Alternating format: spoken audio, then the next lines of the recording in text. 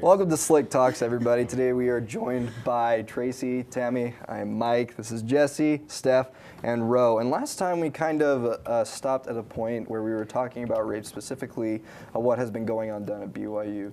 Tammy?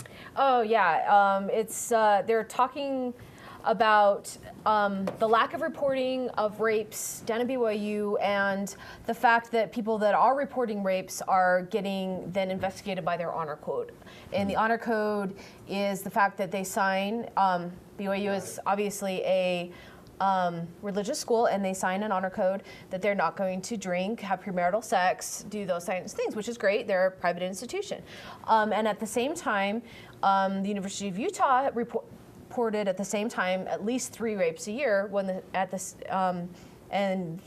during the same 3 years there were no rapes reported at the university or at BYU. And so, you know, obviously there's a big discrepancy that's happening, and a lot of people are really concerned that the discussion and the lack of rape reporting and the culture of rape in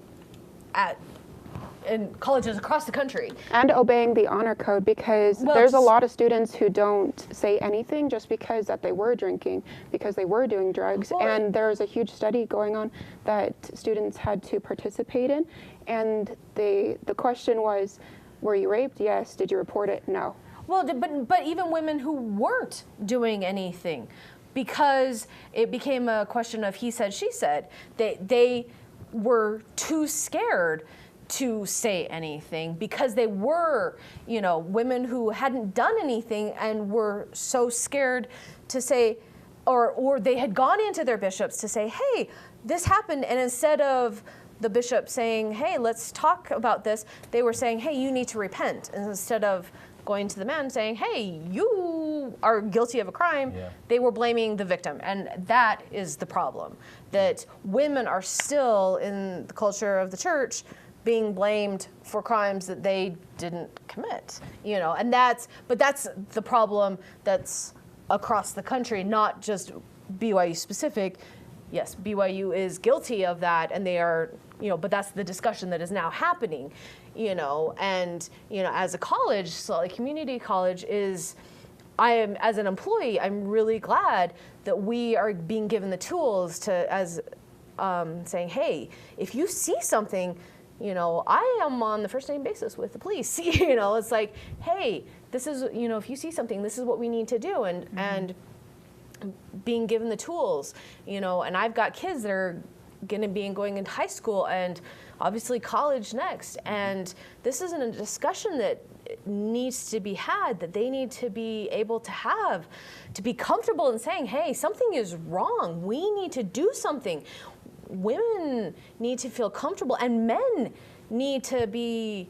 This is true, but we know that nationally there is a percentage of sex crimes that are not reported. Yeah, like whether they're in absolutely. a campus, whether they're not, whether like all different lifestyles and religions. We know that's an issue. Oh, absolutely. What is the cause root? What do you guys think it is of why they're not reporting those? Fear. Yeah, I feel like it is fear, how they could be judged, perceived as what from friends and family, because that's what I've learned through like classes and all like articles and things like that. Like women are the victims, or they're just afraid of what people will think about them if they come out and say it. Like, are they going to be judged harshly, or are they just going to be like, oh, that person, like they did that, you know? They're saying that for a story. Gotcha. And Tracy, what specific tools do we need to go ahead and help change that so that more are reported? I think advocating for women and men to just say no to drugs and alcohol so that no one gets taken advantage of, so that there's a clear communication line. That is,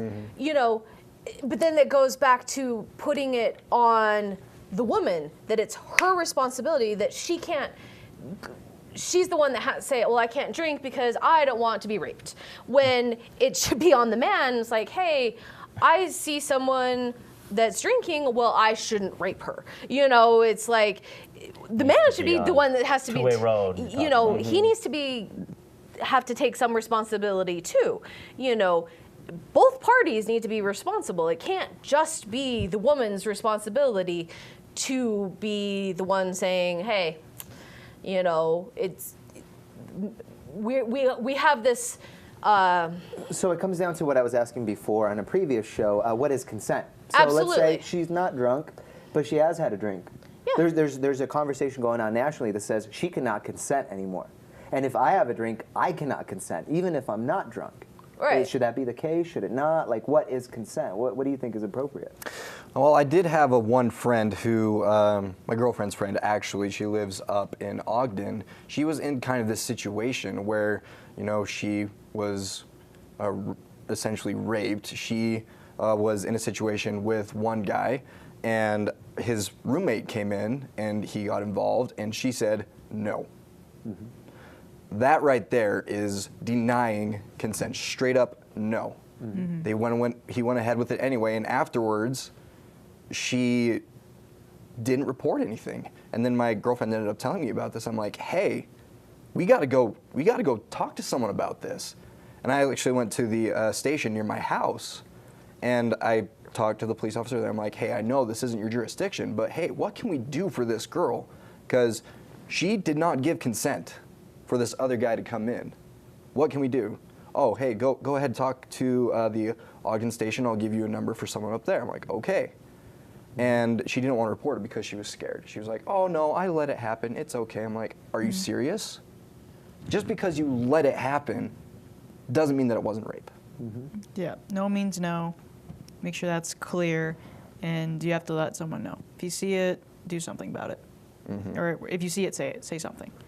Yeah, just if you don't see be a it happening, bystander. don't get involved either. Don't just jump in thinking like, oh, hey, I got to get in on that. Just be like, oh, well, they're having their time. I'm not going to Even if you them. see a guy just feeding a girl drink after drink, I'd say that's something to stop also if you can Something to see that caution happening. about it. Yeah. See what's going on and Or a prevent girl anything that could be feeding good. a guy drinks, but True, yeah. I'd say that's not If she wants to usually feed the me case. Well, luckily none of us drink, right? Yeah. So. Yeah, no, I don't drink. Mm-hmm. I think that's another good way to just kind of stay out of the situation, because I feel like with this girl down at, BYU, because she was on the hallucinogenic drug and then she got raped. There's another issue I want to talk about. In media, I've seen recently that another LDS-owned school will grant rape victims total amnesty. That's Southern Virginia. Yeah, total amnesty for what happened. So do you think, like in this girl, the situation down at BYU when she was on a hallucinogenic drug and then later on she was raped, should she be granted full amnesty for drugs and for that whole rape situation, or should she just be granted amnesty on one and then, punishment for What does the drug? total amnesty mean? Does that mean that if somebody accuses me, I can't face my accuser? Well, I feel like it's more just like amnesty from... News, maybe? or Or amnesty those- from... Like, do they not release Getting in the trouble. name? Hey, somebody reported that you did this. Like, I take a girl, nice dinner, take her to her dorm, she go ahead and peace out, and then all of a sudden I'm being accused of something. I won't know who it was. So that's another really hot issue, isn't it? Should they be granted full amnesty? Like, and it's like, it's not that I'm totally, I'm not a predator, but it's just, you have to see, it's so hard to see things through the victim's eyes, but then also through somebody who's innocent, like, and maybe being accused. Maybe you broke up with somebody who might be emotionally distraught, and they're doing some things that are really drastic to try to either get back at you or try to kind of put some hiccups in your life. There's just so many different issues. I'm not saying that everybody that's accused is guilty. I'm not saying that everybody accused is innocent, but it's such a careful topic, And how do you do that and you really help out the victims that were really, violated? Mm-hmm. Yeah. Oh, absolutely. I mean, I'm not saying that it's an easy topic or issue by any stretch of the imagination, but it's one that has to be handled thoughtfully and not one, it shouldn't be one.